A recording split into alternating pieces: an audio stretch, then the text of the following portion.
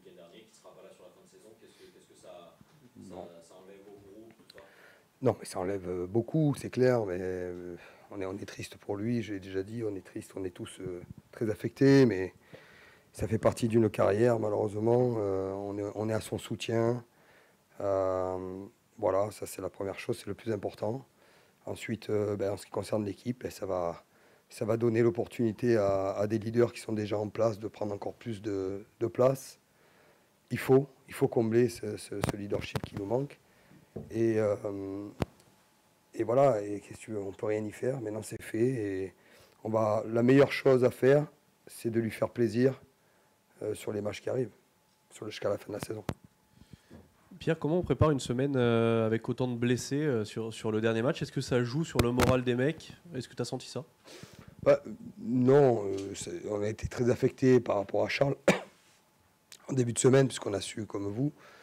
Donc oui, ça a affecté quand même l'équipe, c'est évident, mais voilà, comme j'ai dit, il faut avancer. Et bien sûr que la meilleure façon, c'est de faire plaisir à Charles. Charles, il a envie de voir l'équipe gagner. Il était très heureux à la fin du match enfin, ça lui a remonté un peu le moral de voir l'équipe gagner.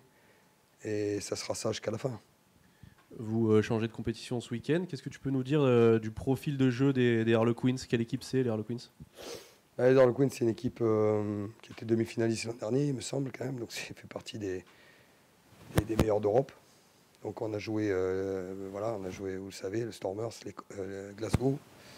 Et puis là, on a encore ce match qui est un match de très haut niveau encore à Mayol. Et on a besoin vraiment d'être connecté encore avec notre public, de faire un grand match, de faire beaucoup d'efforts parce que ça va être très très difficile. Mais en même temps, selon ce qui va se passer samedi aussi, on peut jouer la qualification. Donc tout est dit, quoi. Sur le profil de l'équipe, c'est quoi? Est-ce que c'est une équipe qui relance beaucoup? Est-ce que c'est une équipe qui occupe? C'est une équipe qui a, par culture, normalement, je dis normalement, parce que c'est vrai qu'ils ont un petit peu changé leur fusil d'épaule, mais c'est-à-dire qu'ils occupent un peu plus maintenant.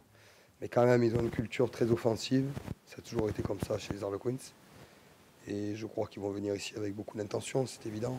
Donc, notre défense va être encore mise à l'épreuve, c'est sûr.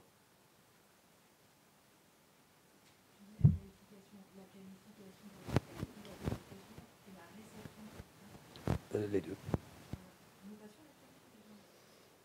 Non, par rapport mathématiquement, je pense pas. Il faut. C'est selon ce qui va se passer. C'est pour ça que je dis comment on joue les derniers dimanches. Pour avoir. Il y a des joueurs dans cette équipe il y a des grosses individualités. On parle notamment du 10 de l'Angleterre, Marcus Smith. Est-ce que tu vas pas me dire que vous avez fait quelque chose anti-Marcus Smith, mais comment on appréhende à défendre face à un tel attaquant qui prend autant la ligne, qui est aussi intelligent dans son jeu? Ouais, c'est un joueur redoutable, autant pour l'équipe d'Angleterre que pour les Queens. Donc non, on va essayer comme à chaque match de mettre beaucoup de pression, mais effectivement on n'a pas fait un plan anti-Marcus Smith. Je pense que ça serait une erreur. On a besoin de concentrer cette équipe, de se concentrer sur cette équipe en général, et j'ai envie de dire surtout sur nous. Donc on a bien bossé cette semaine, c'était une semaine un peu classique, donc ça nous fait du bien. C'est la deuxième semaine classique depuis un mois qu'on a eu des semaines courtes, et c'est vrai qu'on avait besoin de travailler, et on a bien bossé.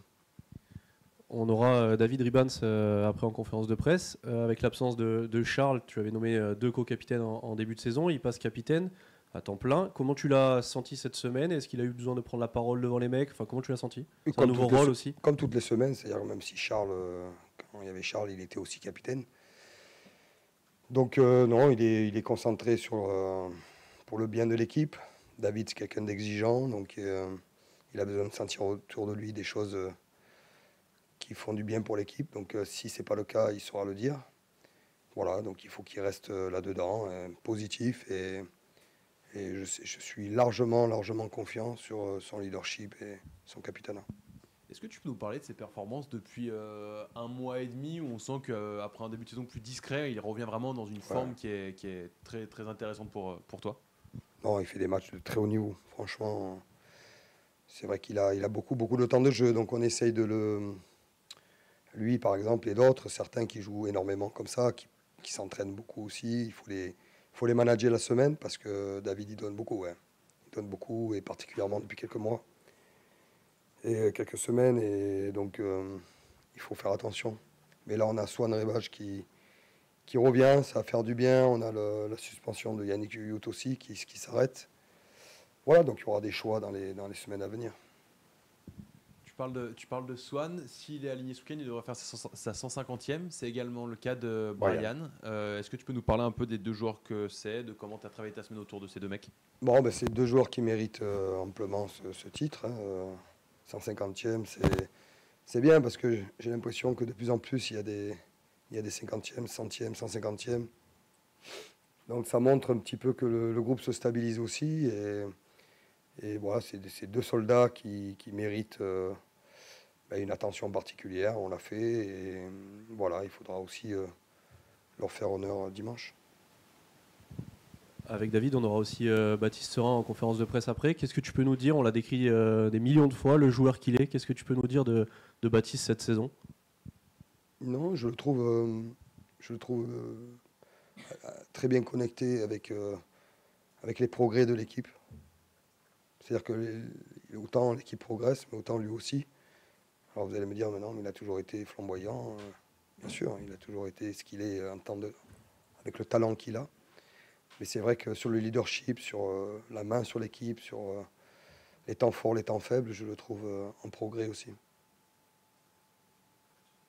Tu dis temps fort, temps faible, c'est la gestion, le fait de ne pas accélérer quand il ne faut pas le faire, de mieux sentir un peu les mecs? Ouais, c'est un tout, quoi. C'est un tout, et il nous fait énormément de bien aussi avec son pied. Voilà, donc c'est des choses qui sont plutôt positives pour l'équipe. Je voulais revenir sur le capitana. Tu avais décidé d'une co-gérance entre Charles et David. Est-ce que tu vas faire monter quelqu'un sur le même pied d'égalité que ce que ça pouvait l'être avec Charles? Oui et non, c'est-à-dire qu'il y aura forcément... David ne va pas jouer tous les matchs, et il y aura un autre capitaine qui sera nommé, mais si tu veux, ça sera dans mon groupe de leaders. Donc ils ont l'habitude déjà, si tu veux, de fonctionner comme ça. Et donc s'il y en a un de ce groupe de leaders qui doit prendre le relais sur le capitanat pur, je ne suis pas inquiet. Il y a des joueurs largement capables de le faire. Il y a un joueur au Harlequins que tu connais bien, c'est Lee Halfpenny. Oui. Voilà, que tu as côtoyé à Toulon, que tu connais. Est-ce que tu peux nous parler un peu de lui? Sa carrière qui est immense, il est forcément au crépuscule de sa carrière. Tu peux nous parler un peu de lui? Oh ben Lee, il a quand même marqué beaucoup de son empreinte ici à Toulon, hein, parce que c'est vrai que j'ai eu la chance de le coacher quelques saisons. Ouais, c'est bien pour lui qu'il finisse dans un club comme les Harlequins, enfin qu'il finisse normalement. C'est bien aussi qu'il revienne, je ne sais pas s'il sera dans le groupe, j'en sais rien. Ça me fera plaisir de le voir, ça fera plaisir au public de Mayol de le revoir, parce qu'effectivement, il a beaucoup donné pour notre club, et beaucoup donné aussi pour son pays, en équipe nationale, bien sûr. Donc c'est un joueur que j'ai beaucoup apprécié, très, très discret, gros travailleur, et redoutable, bien sûr, sur le jeu au pied et les tirs au but. On l'a dit, il y a eu pas mal de blessés sur le dernier match. Ça permet aussi à des jeunes de rentrer dans le groupe cette semaine. Qu'est-ce que tu peux nous dire de cette jeunesse qui ne cesse de monter à Toulon? Non, mais on essaye de les intégrer petit à petit. C'est pas une surprise pour nous. On va en intégrer d'autres rapidement. Voilà, on a envie de leur donner, j'espère, un peu plus tard, un peu plus de temps de jeu aussi. Ils le méritent parce que les espoirs, ça tourne bien. On travaille main dans la main avec ce groupe. Et voilà, donc il y a des joueurs qui vraiment pointent le bout du nez et se rapprochent de plus en plus. Donc ça me plaît. Ça met tout le monde sous pression et ça montre qu'on a des ressources qui arrivent. Et je suis convaincu que dans un avenir à moyen terme, il y en a d'autres qui commencent à arriver. Des Goderman, je vois. Vous voyez, les résultats des jeunes sont quand même meilleurs.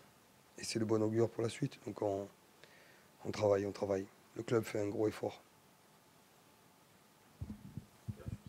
Tu commences un peu à tirer sur des mecs comme David. C'est aussi le cas à droite avec la blessure de Becca. Est-ce que cette blessure, elle sera longue? Et est-ce que tu n'es pas inquiet de voir autant Kyle enchaîner week-end après week-end avec un temps de jeu aussi élevé?